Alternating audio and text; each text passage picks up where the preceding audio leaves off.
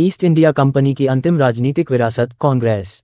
जय श्री राम मित्रों, आज की राजनीति में कांग्रेस अपने युवराज राहुल विंची उर्फ पप्पू के माध्यम से स्वतंत्रता संग्राम में अपने योगदान को बढ़ा चढ़ाकर प्रस्तुत करने में जुटी है।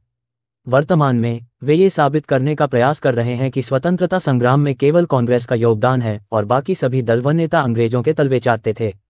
इस नैरेटिव के माध्यम से वे न केवल अपने योगदान का गुणगान करते हैं बल्कि अन्य नेताओं और पार्टियों को भी नीचा दिखाने का प्रयास करते हैं। इसी क्रम में राहुल विंची उर्फ पप्पू ने हाल ही में एक लेख विभिन्न समाचार पत्रों में प्रकाशित कराया है, जिसमें उन्होंने देश के विभिन्न राजे व राजवाड़ों के योगदान को अनदेखा करने का प्रयास किया है। ये लेख भले ही राहुल गांधी के नाम से प्रकाशित हुआ हो, परंतु इसके पीछे उनके सलाहकारों और एक विशेष सोच के लोग हैं, जिन्हें डीप स्टेट के नाम से जाना जाता है, जिनका उद्देश्य अपनी राजनीतिक वर्चस्व को एनकेन प्रक्रेन बनाए रखना है।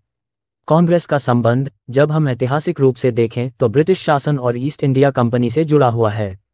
कांग्रेस की स्थापना का श्रेय एक ब्रिटिश अधिकारी ए.ओ. ह्यूम को जाता है, जो उस समय इटावा जिले में कार्यरत था।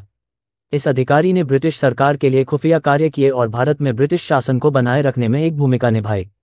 1857 के स्वतंत्रता संग्राम के दौरान ह्यूम की खुफिया जानकारी के आधार पर कई स्वतंत्रता सेनानियों की हत्या कर दी गई थी। ये तथ्य स्पष्ट करता है कि कांग्रेस का जन्म कैसे और किन परिस्थितियों में हुआ। इस राजनीतिक पार्टी का मुख्य उद्देश्य हमेशा से सत्ता पर पकड़ बनाए रखना और हिंदू समाज में विभाजन करना रहा है। वीर सावरकर और अन्य राष्ट्रवादी नेताओं को बार बार अपमानित करने का कांग्रेस का प्रयास इस उद्देश्य को और स्पष्ट करता है।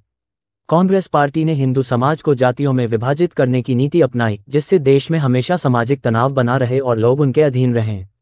कांग्रेस की नेतृत्व परंपरा को देखें तो राहुल विंची उर्फ पप्पू का संबंध भी यूरोपीय सभ्यता से है, जो उनकी मातृभूमि से जुड़ा हुआ है। यूरोप से आए अंग्रेजों की तर्ज पर वे भारतीय राजनीति को देख रहे हैं और उनके विचार और रणनीतियां भी कहीं न कहीं यूरोपीय प्रभाव से प्रेरित दिखाई देती हैं। ये सवाल उठता है कि क्या एक यूरोपीय पृष्ठभूमि वाला व्यक्ति भारतीय समाज की जड़ों और उसकी मूल संस्कृति को समझ सकता है? महाराष्ट्र और झारखंड में आगामी चुनावों में हिंदू समाज को ये बात याद रखनी होगी कि कांग्रेस की नीति बांटने और राज करने की है। कांग्रेस ने अपनी सत्ता के लिए भारत की संस्कृति और समाज का लगातार दुरुपयोग किया है। उनकी सत्ता नीति के चलते देश में भ्रष्टाचार और सामाजिक विघटन के अलावा कुछ भी नहीं मिला है। यही कारण है कि आज के समय में भारत को कांग्रेस के प्रभाव से मुक्त करना आवश्यक हो गया है। स्वतंत्रता के समय जो परिस्थितियां बनी थीं, उनमें सत्ता कांग्रेस के हाथों में चली गई थी, लेकिन आज स्थिति बदल चुकी है और देश को एक सशक्त और स्वाभिमानी समाज की आवश्यकता है, जो उसकी वास्तविक पहचान को पहचान सके। कांग्रेस का राजनीतिक प्रभाव आज घट रहा है और यह आवश्यक है कि इस पार्टी के विरासत का अंत हो। कांग्रेस का अस्तित्व भारत की संस्कृति, समाज और उसकी अखंडता के लिए एक चुनौती बनता जा रहा है।